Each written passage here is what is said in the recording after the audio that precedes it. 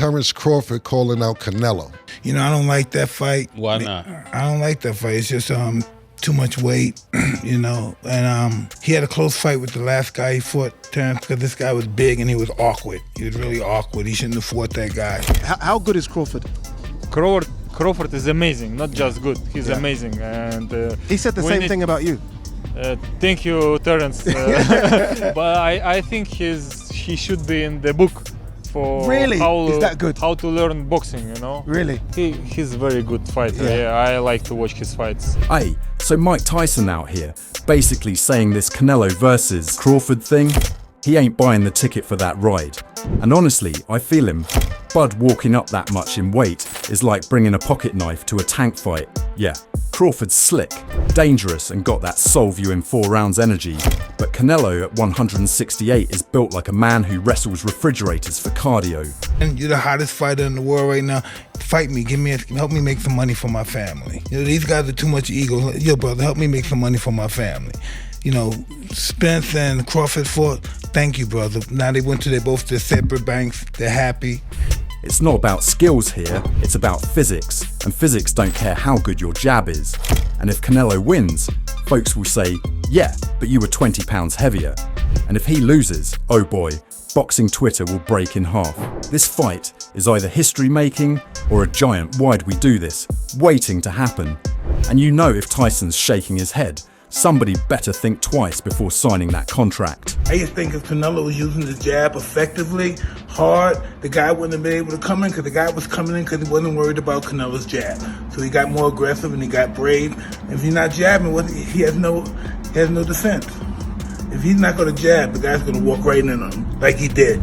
Man, Mike Tyson basically out here giving Canelo the cheat code like it's a Street Fighter combo. Bro, just use the jab. And you know what? He's not wrong.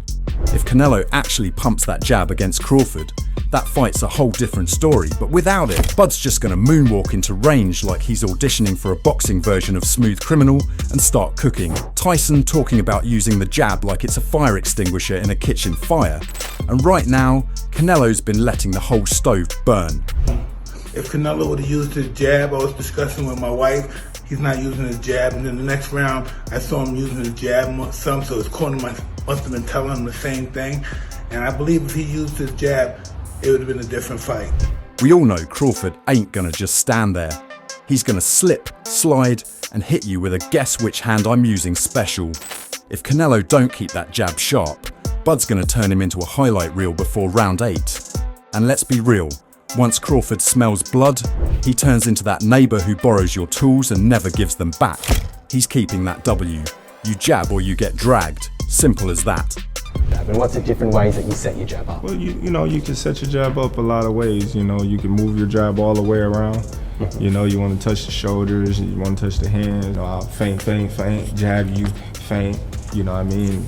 Get you to get used to doing this. Yeah. And then out the blue, feint the jab, throw the hook. So basically, the game plan for Crawford is simple. Study Bivol like it's finals week, but don't expect to turn into Floyd overnight. Bivol's a big dude, like, are you sure you belong in this weight class? Big. And when you hear names like Caleb Plant, Berlanga, and Callum Smith, it's basically a list of guys who could give Bud a rough night just because they're naturally bigger and stronger. But here's the twist. Crawford ain't here to set up camp at 168. He's here to pull a smash and grab on Canelo, special case in the boxing museum. But it was like, Canelo has been hit by light heavyweights and super middleweights for the better part of a decade. Basically. He's so used to taking those shots, whereas Crawford hasn't. Crawford's been hit by 140 guys and 147 guys for the best part of a decade. Yeah. What's Crawford going to be like? So basically, trying to say, Canelo could easily absorb Crawford shots. Can Crawford easily absorb Canelo's punches? And if we're keeping it a buck, that's why this fight got everybody shook. It's not about size, it's about skill, IQ, and who's got the better download speed in the ring. Canelo might be one of the best ever, but Bud's trying to make him look like just another exhibit in his highlighted collection. This is chess with gloves on, and Crawford's already moving his queen. And just when you think the Bud versus Canelo talk couldn't get any spicier, Curmel Moton jumps in and lights a match under it. He walked in, dropped a combo on Canelo's whole fight style and kept it moving.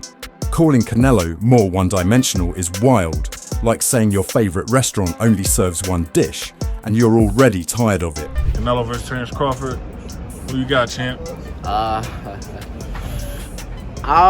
don't have a pick.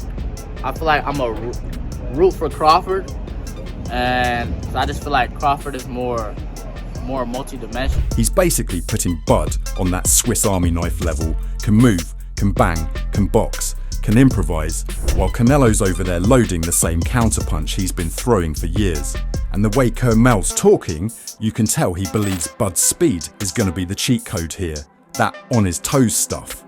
That's nightmare fuel for a pressure fighter who likes things predictable. Look, if Crawford finds his groove, Canelo's going to be looking at him like he's Wi-Fi lag. Punches coming from angles he didn't even sign up for. And Moton says he's rooting for Bud. That's not just fan energy, that's a young beast in the game spotting another beast and saying, yeah, I'm with him. I feel like Canelo's a great, but I feel like he's more one-dimensional. He's just gonna put that pressure, slick head movement, try to come with them counters. But I just feel like Crawford gonna have the speed advantage, and he gonna probably just outbox Canelo. But I don't have no pick right now, but I'm rooting for Crawford. Man, Jose Benavidez just dropped a hot plate of truth on the table, and some of y'all ain't ready to eat. He basically said, Crawford ain't just walking into this fight, he's walking in like that one dude at the barbecue who's ready to take over the grill without asking. And I feel him. Bud don't show up scared, he shows up like, where's the problem, let's fix it. Meanwhile, he's throwing shade at every Canelo opponent who came in looking like they just met Thanos, already beat before the first bell. A lot of people are counting Crawford out. Crawford's he's smart, he knows what he's doing. Canelo, he's not that big of a guy. He obviously weighs more, but you can't take nothing from Crawford. He goes in there to win. So And that Crawford's a smart dude line. Facts. Switches stances, makes adjustments mid-fight, reads your soul like a PDF. Jose basically calling Bud a boxing computer with hands. I'm just saying, if you count Crawford out, you might be the same type who leaves the club early and misses all the drama. And let's keep it real, if Bud smells fear, it's over. That man treats nervous opponents like free sparring sessions. Canelo better pack more than just power. He's gonna need patience, adaptability, and maybe a plan B through Z. Cause once Crawford downloads your game plan, it's like fighting your own shadow, but the shadow hits back. This ain't just a fight, it's a chess match with punches, and Bud's out here playing 5D.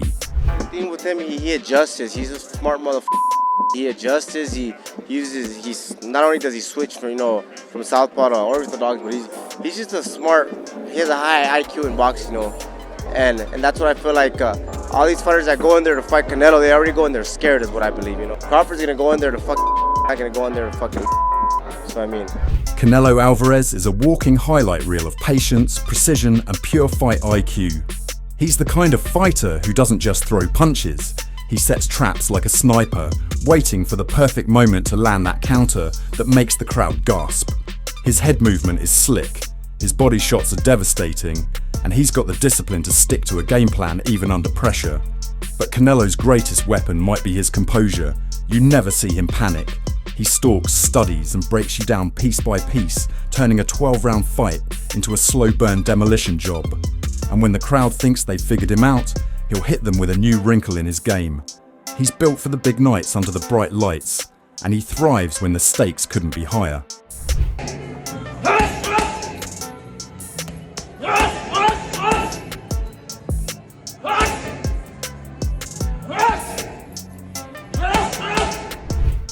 Terence Crawford, though, is a whole different breed of problem.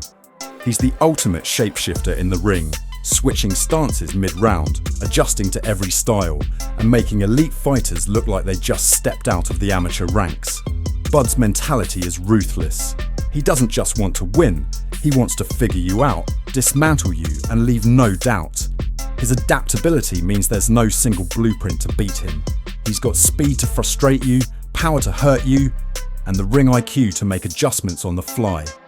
Crawford fights like a man who's always 2 steps ahead, turning your strengths into your weaknesses. He's dangerous from the opening bell to the last second of the 12th round. And the scariest part? He looks like he enjoys every moment of it.